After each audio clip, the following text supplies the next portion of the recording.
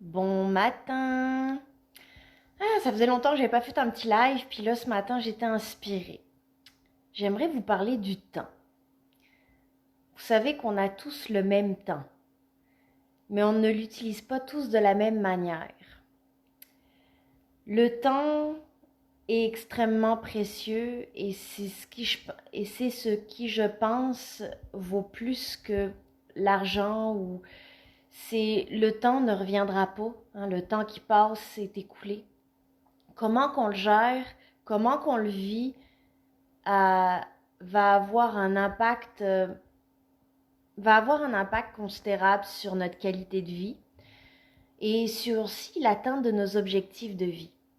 Parce qu'on a tous, peu importe qui on est, qu'est-ce qu'on fait dans la vie ou notre religion, notre culture, on a tous un idéal de vie à atteindre, on a tous des rêves, on a tous des buts, des projets. Mais le temps, comment qu'on va composer ce temps, puis comment qu'on va le constituer, comment qu'on va habiter ce temps-là, comment qu'on va le structurer et l'organiser, comment qu'on va être présent au travers de ce temps-là, va faire en sorte que nos projets, nos buts, nos rêves vont se réaliser. J'entends souvent, très très très souvent, quand je partage à mes clients, je leur parle des méditations guidées dans les programmes que j'offre ou qui viennent me voir en coaching individuel avec les chevaux ou autres. Puis je leur parle des programmes ou des changements à appliquer dans leur routine de vie. Parce que vous savez que lorsqu'on veut qu'il y ait un changement durable, il faut appliquer des nouvelles habitudes quotidiennement dans notre vie de tous les jours. Alors dans le fond, pour qu'on puisse implanter ces nouvelles habitudes de vie-là, il faut prendre le temps de le faire. Parce que si on ne prend pas le temps de le faire, il n'y a rien qui changera tout seul. C'est la loi de cause à effet. Si on veut qu'il y ait un effet différent dans notre vie, il faut en causer un. Hein? On veut causer un effet différent. Si on veut récolter d'autres choses de notre vie, il faut changer ce que l'on sème. Alors ce que l'on sème et comment qu'on va gérer et habiter notre temps va être d'une très grande importance. Je vous emmènerai la réflexion ce matin.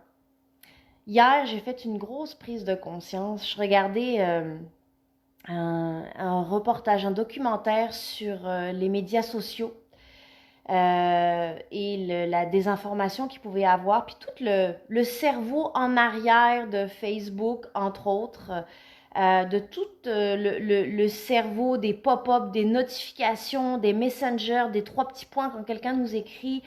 J'ai regardé ce documentaire-là, ça m'a fait faire des grosses prises de conscience sur comment des fois il pouvait manipuler le cerveau humain de par le système d'activation de récompense. Parce que le cerveau, il y a une hormone qui s'appelle la dopamine, qui est une hormone de plaisir, de jouissance. Et dans le fond, ces notifications-là, ces pop-up-là, toute cette attraction médiatique-là va aller stimuler cette partie du cerveau-là, la dopamine, qu'on peut aller chercher de manière naturelle au travers des activités physiques, même des méditations. Alors, dans le fond, ce documentaire-là m'a vraiment fait réaliser comment que je structurais mon temps et comment je l'habitais. Je suis allée voir par curiosité, puis je vous invite à le faire. Allez voir dans les paramètres de votre téléphone, il y a une section où il y a comme le temps que vous passez sur votre écran. Regardez le temps que vous passez sur votre écran et plus précisément peut-être Facebook ou si vous en utilisez d'autres, Instagram, Twitter, peu importe, Google ou tout ça. Regardez le temps que vous passez. Alors, ça amène à relativiser le fait que quand quelqu'un me dit j'ai pas le temps, je vais lui poser la question, regarde dans les paramètres de ton téléphone, comment tu gères ton temps sur ton téléphone. Parce que quand j'ai vraiment été ébahie, si je pourrais dire comme ça, du temps que je passais sur mon téléphone. C'est sûr que dans mon cas, mon entreprise se gère beaucoup via Internet, Facebook, en ligne, mon site Internet, mes clients. Donc c'est sûr que j'ai cette réalité-là. Mais je vous emmènerai cette réflexion-là. Allez voir dans les paramètres de votre téléphone, puis regardez le temps que vous passez sur votre écran de téléphone et sur certaines applications, entre autres.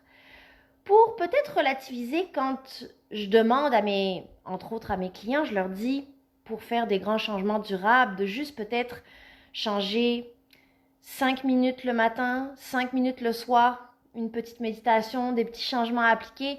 Ils me disent « Ah, je n'ai pas le temps, je suis débordée ». Je serais curieuse de savoir le temps qui est passé sur le téléphone.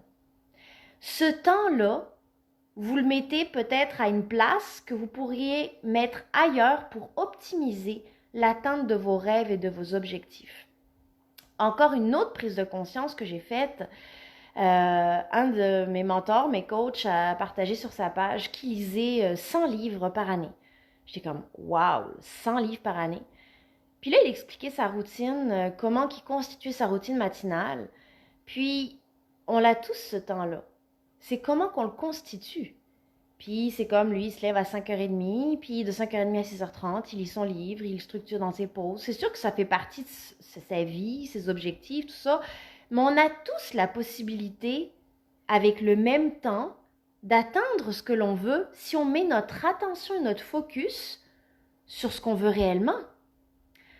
Alors que lorsqu'on met notre esprit sur des distractions, ça vient nous disperser notre attention et nous défocaliser de ce que l'on veut réellement.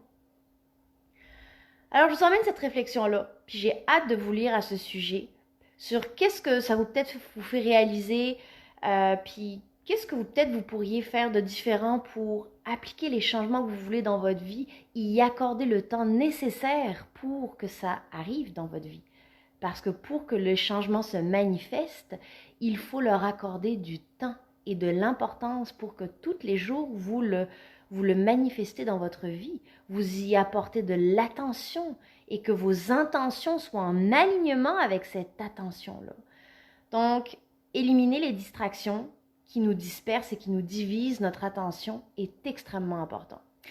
Et entre autres, en ce moment, je ne sais pas si c'en est peut-être une que vous m'écoutez en ce moment, mais dans le fond, je vous emmène cette réflexion-là parce que c'est d'une grande importance pour atteindre notre idéal de vie, comment qu'on gère notre temps. Je vous souhaite une excellente journée, puis bonne réflexion.